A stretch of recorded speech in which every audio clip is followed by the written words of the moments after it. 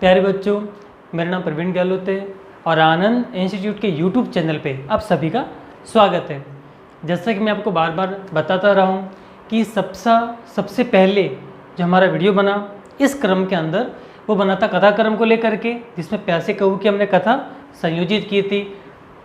उसके बाद जो दूसरा वीडियो है उसके अंदर देखा हमने चित्र आधारित किस प्रकार शब्दों का वाक्य में निर्माण किया जाता है।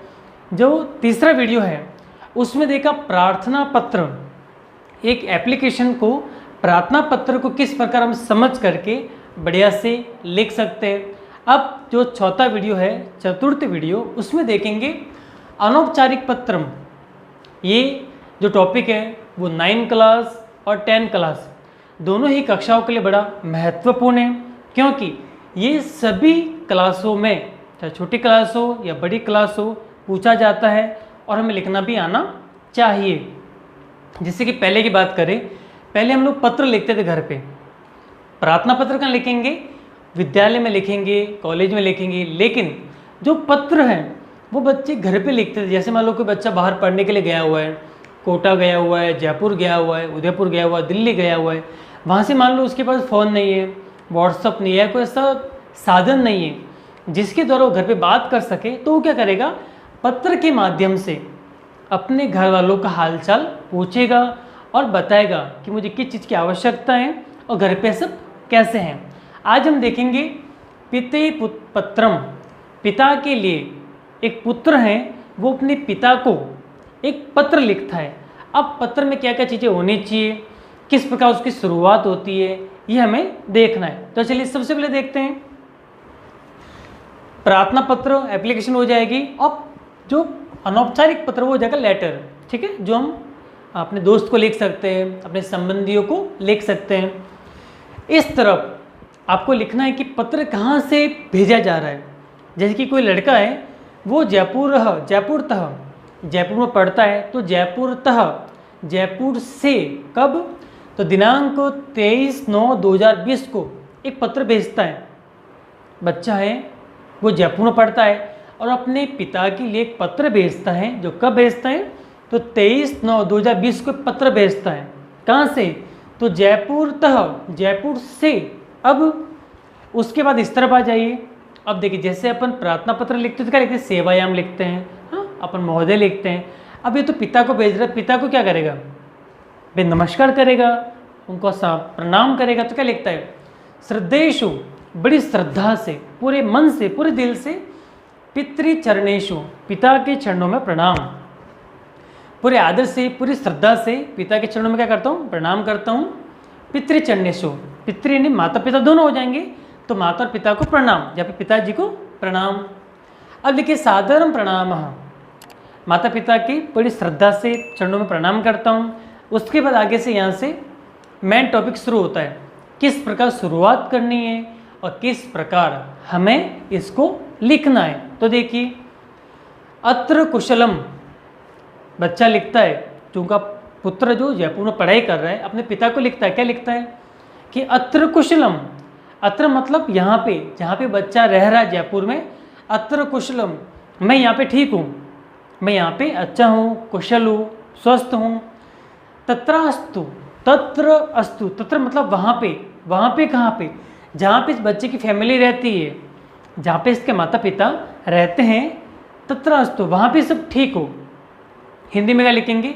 कि मैं यहाँ पे सकुशल हूँ और उम्मीद करता हूँ कि आप भी वहाँ सब सकुशल होंगे। तो संस्कृत में क्या लिखेंगे? अत्र कुशलम, मैं यहाँ पे कुशल हूँ, स्वस्थ हूँ, ठीक हूँ। और तत्र अस्तु, वहाँ पर भी आप सभी क्या होंगे?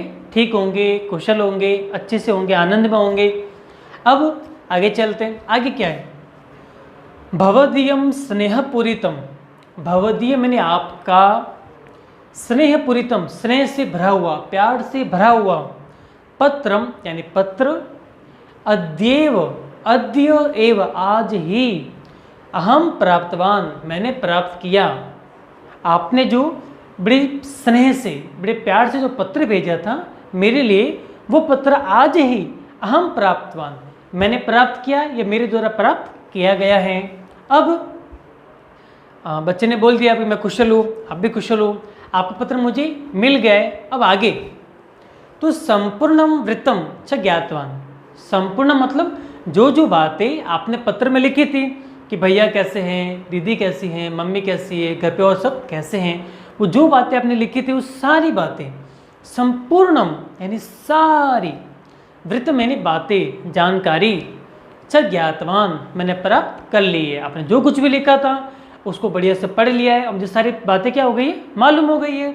अब देखिए उसके बाद क्या होगा, घर की जानकारी उससे प्राप्त हो गई। आगे देखिए, अधुना मम, अधुना मतलब अब, मम मतलब मेरी, वार्षिकी परीक्षा प्रचलती, वार्षिक परीक्षा चल रही है। अभी मेरी वार्षिक परीक्षा क्या है, चल रही है।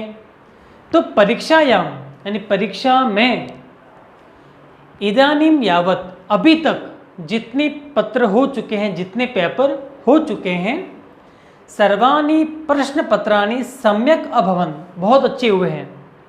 अभी तक मेरे जो परीक्षा वो वार्षिक परीक्षा चल रही है और अभी तक जितने मेरे, इदानीम यावत अभी तक, यावत सर्वाणी प्रश्नानि जितने मेरे प्रश्न, जितने पत्र हो गए, जितने मेरे जो पेपर है वो हो गए हैं, क्या हो गए, सम्यक अभवन बहुत अच्छे हुए हैं, बहुत बढ़िया से गए, मैंने बड़ी अच्छी तैयारी की थी और बड़ा अच्छा मैंने लिखा है। अब क्या है, शेष विषयाणाम, जो शेष विषय बचे हैं जिनकी परीक्षा अभी नहीं हुई है, स्थिति ही अपि, उनकी स्थिति भी कैसी है, तो उनकी स्थिति कैसी है, समीचीना वर्तते, उनकी स्थिति भी ठीक है, मतलब मैंने तैयारी कर रखी है, जब भी एग्जाम होंगे, जब भी परीक्षा होगी, मैं बहुत अच्छे से परीक्षा में लिखूंगा। आशा से यत परीक्षायाम उत्तमान, आशा से यानी आशा, उम्मीद है, उम्मीद करता हूँ, यह तनिक की, छोटी की, परीक्षायाम परीक्षा में, उत्तमान अंकान प्राप्य अच्छे अंकों को, रामान द्वितीय का बहुवचन, उत्तमान अंकान प्राप्य अच्छे अंकों को प्राप्त करके, कक्षायाम यानी कक्षा में क्या करूँगा, श्रेष्ठ स्थानम प्राप्स्यामि, बहुत अच्छा स्थान प्राप्त करूँगा, फर्स्ट डिवीजन आऊँगा या कक्षा में टॉप करूँगा। ये सारी बातें बच्चे ने अपने पिता को बता दी। अब देखिए क्या होगा, जब परीक्षा पूरी हो जाएगी तो परीक्षानंतरम, परीक्षा अनंतरम, परीक्षा के बाद क्या करूँगा, शीघ्रमेव गृहम आगमिष्यामि, जितना जल्दी हो सकता है परीक्षा समाप्त होने के बाद मैं क्या आ जाऊँगा, घर पे आ जाऊँगा। पूजनीयेषु मातृचरणेषु मम प्रणामः कथनीय, आपके द्वारा मेरी माता को यानी मम्मी को प्रणाम कहना चाहिए कि आपके बेटे ने माता को क्या कहा है, प्रणाम कहा है, ठीक है। अनुजाय आशीष, और मेरा छोटा भाई है उसको मेरी आशीष कि वो भी क्या करे, अच्छे अंकों को प्राप्त करे, स्वस्थ रहे। इस प्रकार जो है वो अनौपचारिक पत्र आप अपने मित्र को लिख सकते हैं, अपने संबंधी को लिख सकते हैं, अपने माता पिता को लिख सकते हैं। तो इस तरह से हमें इसको लिखना होता है। इस तरफ क्या आ जाएगा, जहाँ से भेज रहे हैं दिनांक आ जाएगी, इस तरफ पिताजी को प्रणाम आ जाएगा, फिर सारी बातें आ जाएगी। सारी बातें आने के बाद यहाँ पे लिखना है भवदाज्ञाकारी पुत्र, आपका आज्ञाकारी पुत्र आपकी सारी बातों को मानता है। बच्चे सब क्या होते हैं, अच्छे होते हैं। राम, जो राम है उसने जयपुर से अपने पिताजी को पत्र भेजा है, उस पत्र में उसने बताया है कि मैं ठीक हूँ और आपका जो पत्र है वो मुझे आज ही प्राप्त हुआ है और मुझे सारी बातों की जानकारी मिल गई है। अभी मेरी वार्षिक परीक्षा चल रही है और जितने पत्र हुए हैं, जितने पेपर हुए मैंने अच्छे से लिख लिए हैं। आगे जो पेपर होने हैं उनकी तैयारी मेरी बड़ी अच्छी है। उम्मीद करता हूँ कि परीक्षा में अच्छे से लिखूँगा और मैं अच्छे स्थान प्राप्त करूँगा। जैसे मेरी परीक्षा पूरी हो जाएगी उतना जल्दी मैं घर पे आ जाऊँगा। माता जी को मेरा प्रणाम कहना और छोटे भाई के लिए आशीष। इस प्रकार अनौपचारिक पत्र क्या हो जाता है पूरा।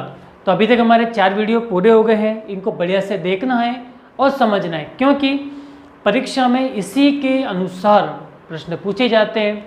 जितनी बढ़िया से आप तैयारी करोगे उतनी ही बढ़िया आपके अंक आएंगे, जो आपके आगे के जीवन में आपकी बड़ी सहायता प्रदान करेंगे। जहाँ पर भी जाएंगे अंकों को पहले देखा जाएगा, कितने परसेंटेज है, डिवीज़न देखा जाता है, क्योंकि आजकल डिग्री पहले देखी जाएगी, उसके बाद टैलेंट। तो आपको क्या करना है, पहले डिग्री बढ़िया बनानी हो, टैलेंट आपके पास तो हो गई, और टैलेंट होगा तब जाके क्या होगा, हमें सब चीज़ें बढ़िया से आएगी।